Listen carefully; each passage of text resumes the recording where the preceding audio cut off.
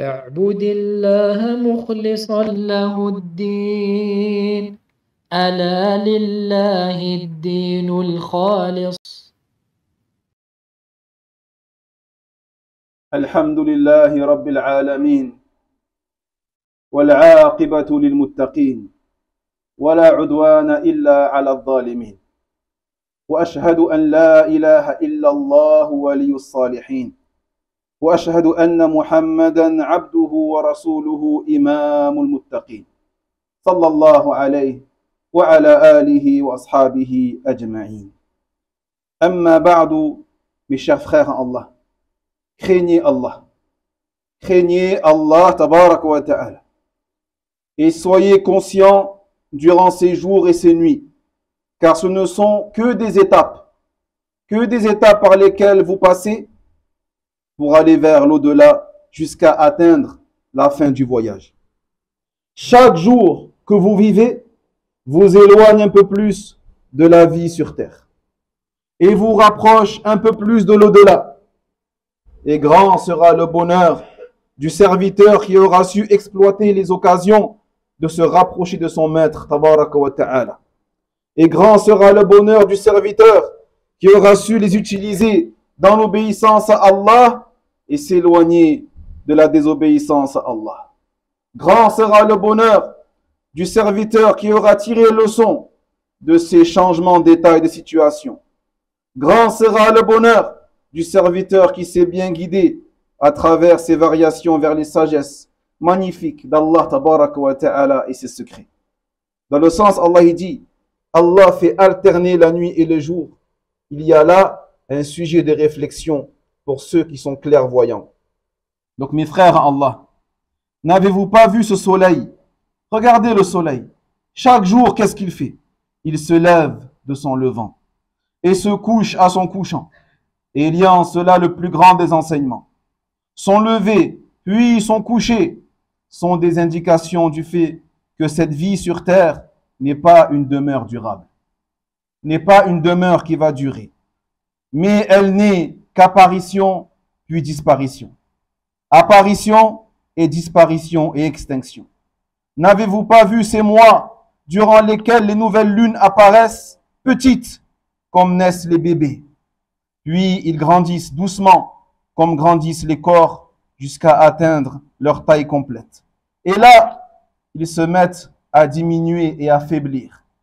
Et l'existence et la vie de l'homme est semblable à cela. Tirez-en des leçons, ô doués de raison. N'avez-vous pas vu les années?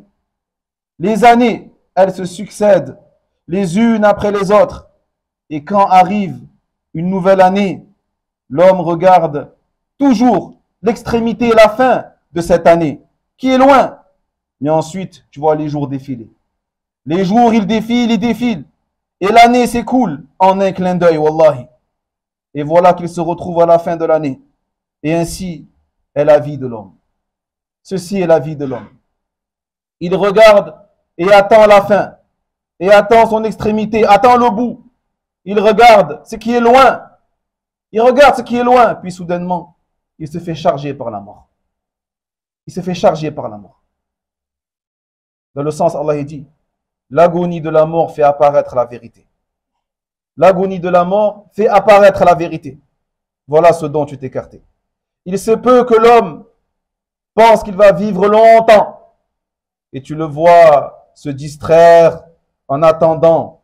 Et quand il est noyé dans ses distractions, sa vie se termine soudainement. Soudain, sa vie se termine. Et ses attentes sont expirées. Donc mes frères, ces jours-ci, dans les jours qui viennent, vous allez vous séparer d'une année passée, l'année 1444 de l'Hégire. Et nous allons rentrer dans l'année 1445 de l'Hégire, avec le mois de Muharram. Cette année passée, qui est témoin pour vous, contre vous, et vous accueillerez une nouvelle année. Réfléchissez donc. Qu'est-ce que vous avez fait durant l'année précédente? Qu'est-ce que vous avez économisé? Je ne parle pas d'argent. Je parle de bonnes actions. Je parle d'adoration. Je parle d'obéissance à Allah. Je parle de sadaqat, de salawat, de siyam, qu'est-ce que vous avez fait durant l'année précédente? Qu'est-ce que vous avez stocké dans votre coffre-fort pour l'au-delà? Et comment allez-vous accueillir la nouvelle année? Que l'intelligent fasse donc son propre bilan. Comme le commerçant fait le bilan de son commerce. Qu'il fasse le bilan de sa vie et de ses actions. Qu'il observe son cas, s'il a été quelqu'un de négligent envers les obligations d'Allah, qu'il se repente à Allah. Qu'il se repente à Allah avant qu'il soit trop tard. Et qu'il rattrape ce qu'il a rattrapé.